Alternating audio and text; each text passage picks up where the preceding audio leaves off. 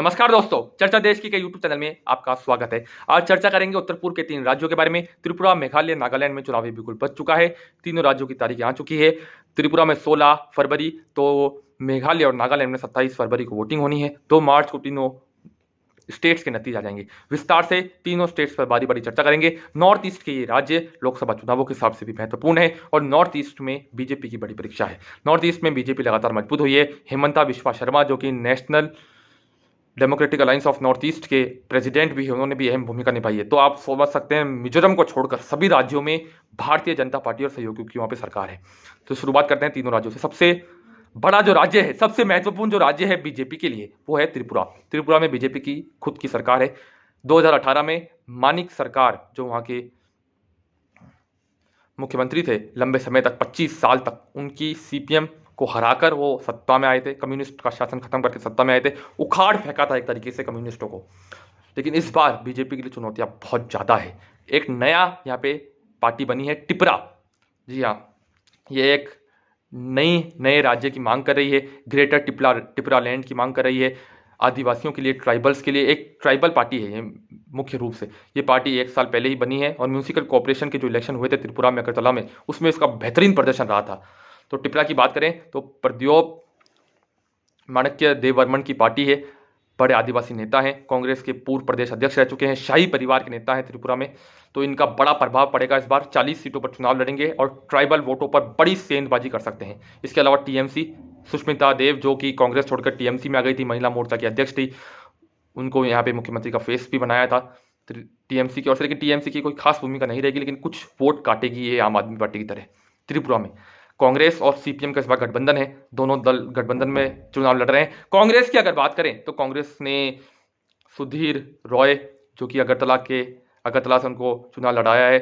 समीर रॉय के बेटे हैं, जो पूर्व मुख्यमंत्री हैं त्रिपुरा के। इसके अलावा कम्युनिस्टों ने यहाँ पर गठबंधन के तहत 45 सीटों पर उम्मीदवार उतारे हैं। कांग्रेस ने 15 से 16 सीटों पर उम्मीदवार उतारे हैं। अगर हम बात करें कम्युनिस्टों की, तो कम्युनिस्टों ने बड़ा परिवर्तन किया है। मानिक सरकार, जो पूर्व मुख्यमंत्री थे, उनको टिकट नहीं दिया गया है। आपको बताएं तो ये समीकरण है। बीजेपी की बात करें तो बीजेपी ने सभी सीटों पर अभी औपचारिक घोषणा नहीं की, 48 उम्मीदवारों की घोषणा कर दी है। बिलासपुर सीट, जो पूर्व मुख्यमंत्री बिप्लब कुमार देव की सीट थी, आपको पता होगा, बिप्लब कुमार देव को हटा के 1 साल पहले ही मानिक साहा को यहाँ मुख्यमंत्री बनाया गया था। तो बिप्लब कुमार देव को टिकट भी नहीं दिया गया है। उनकी जगह राजीव, जो वहाँ के प्रदेश अध्यक्ष हैं बीजेपी के, उनको टिकट दिया गया है। इसके अलावा टाउन वार्तिवाल सीट से सीएम मानिक साहा चुनाव लड़ रहे हैं और प्रतिभा भौमिक, जो कि केंद्रीय मंत्री है, वो चुनाव लड़ रही है धनपुर सीट से। तो बीजेपी के ये समीकरण है। बीजेपी का जो सहयोगी दल है आईपीएफटी, उसमें टकराव हो चुका है गठबंधन में। तो आईपीएफटी भी अकेले 20 से 25 सीटों पर उम्मीदवार उतार रहा है। ये आईपीएफटी और बीजेपी सत्ता में थे। आईपीएफटी भी मुख्य रूप से ट्राइबल्स की पार्टी है त्रिपुरा के अंदर। तो त्रिपुरा में ये समीकरण है। त्रिपुरा में कांग्रेस कम्युनिस्ट गठबंधन, टिपरा, बीजेपी, टीएमसी, आईपीएफटी, ये अहम पार्टियां हैं। इस बार त्रिपुरा में बीजेपी के लिए चुनौतियां काफ़ी है। एक तो मुख्यमंत्री को बदलना पड़ा। मानिक साहा की बड़ी परीक्षा है। बिप्लब कुमार देव 4 साल मुख्यमंत्री रहे। त्रिपुरा में टिपरा का माहौल अच्छा बना है। पिछले जो साल में वहाँ पे लोकल इलेक्शंस हुए हैं, उसमें अच्छी सीटें टिपरा ने जीती है। टिपरा जो मांग रख रहा है, उससे उसका पक्ष जरूर मजबूत हुआ है। केंद्र सरकार से वार्ता कर चुके हैं, वार्ता विफल रही है। त्रिपुरा में बीजेपी की चुनौतियां ज़्यादा है। Bharatiya Janata party north east और त्रिपुरा में विकास के काम गिना रही है। Infrastructure, air connectivity, road connectivity, water connectivity, महिलाओं को सुरक्षा, कानून व्यवस्था, इन सभी मुद्दों पर वहाँ पर चुनाव लड़ रही है। अगले राज्य की बात करें तो अगला राज्य है मेघालय। मेघालय में एनपीपी, बीजेपी, यूडीपी सरकार है।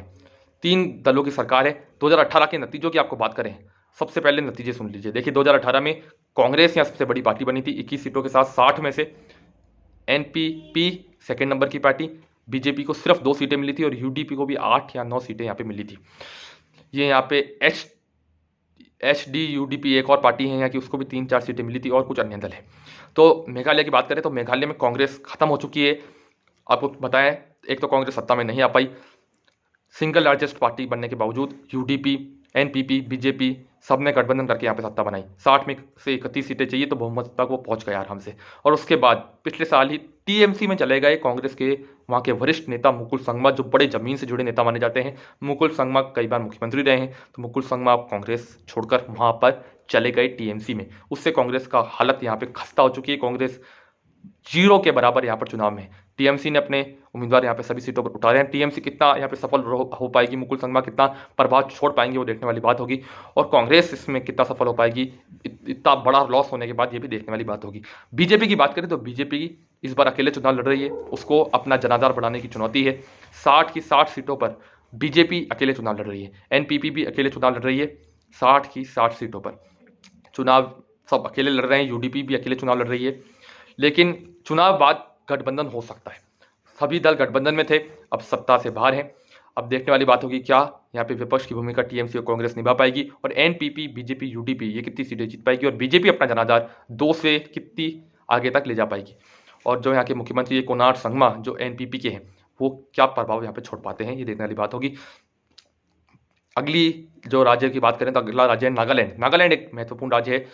नागा शांति समझौता यहाँ पर एक बड़ा मुद्दा है, 1 साल से चल रहा है शांति वार्ता, कुछ हिंसक झड़पें यहाँ पे हुई थी। नागा की जो मांग थी स्टेट की अलग, आप सब उसकी हिस्ट्री जानते होंगे। नागालैंड की बात करें तो नागालैंड में भी 60 सीटें हैं, 31 बहुमत के लिए चाहिए। एनडीपीपी और बीजेपी यहाँ सरकार में है। पिछली बार 40 सीटों पर एनडीपीपी चुनाव लड़ी थी और 20 सीटों पर बीजेपी।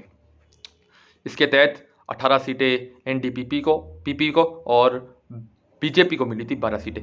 एनपीएफ जो यहाँ की नागा पीपल फ्रंट है, जो बड़ी पार्टी मानी जाती है, उसको भी कई सीटें मिली थी। लेकिन यहाँ पर एक बड़ा जो क्वेश्चन मार्क है वो है कांग्रेस के बारे में। कांग्रेस यहाँ 0 है, बिल्कुल खत्म। लेकिन एनपीएफ के साथ वो इस बार चुनाव लड़ सकती है, क्योंकि एनपीएफ की हालत बिल्कुल खराब हो गई थी। पिछले साल एनपीएफ के लगभग सारे विधायक बीजेपी और एनडीपीपी गठबंधन के साथ आ गए थे। तो यहाँ पे विपक्ष बिल्कुल खत्म है।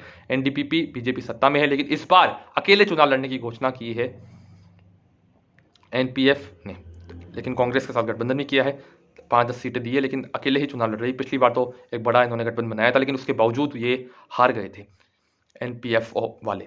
तो एनपीएफ और कांग्रेस का गठबंधन है, और दूसरी तरफ एनडीपीपी और बीजेपी का गठबंधन यहाँ पे त्रिपुरा में है। एनडीपीपी के मुख्यमंत्री नेफ्यू रियो हैं।